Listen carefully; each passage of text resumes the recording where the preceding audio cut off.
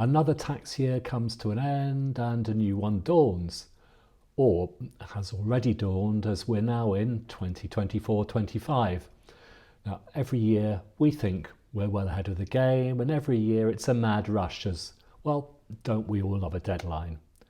So many people whom we've suggested, often for months, should make pension contributions or top up ISAs, suddenly decide that it might be a good idea after all, just when it's too late to do it without a panic, and we're trying to arrange CHAPS payments and are ourselves suddenly glad that all the companies and providers we use have teams staying up late into the night to get stuff processed. Anyway, once again, we pledged to do better next year. And it's next year which will bring a few changes for quite a few people. Because those stealthy old stealth taxes I've been mentioning for a while now will start to bite.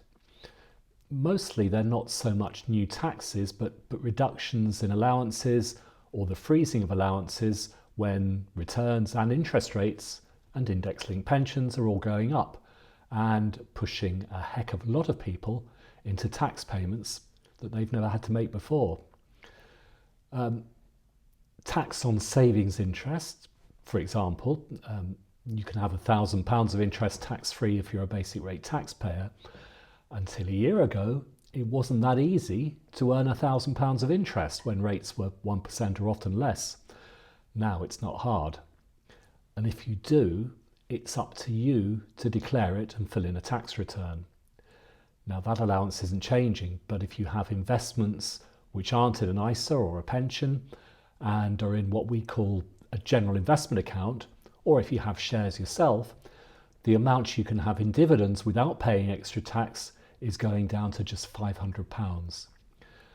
Again, if your investments generate more than that, even if you're not taking them as income and having it reinvested, then you have to declare it. The other biggie is capital gains tax, the tax on the amount of profit you can make if you sell investments, or of course a property that's not your home. Now this is going down to £3,000 per person, so it's halving and then disappearing altogether next year, not the tax, but the allowance. Now, you may not be buying and selling investments yourself, but if you have a fund manager managing your investments, they will be if they're doing their job properly. And if they are doing their jobs properly, your investments will be or should be going up in value and making a profit.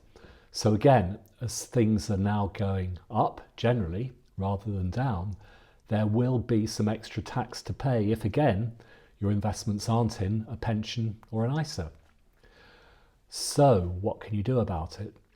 Well, get your investments into an ISA, although of course to do that we often have to sell them, and that can cause a tax bill in itself, again if they've done well.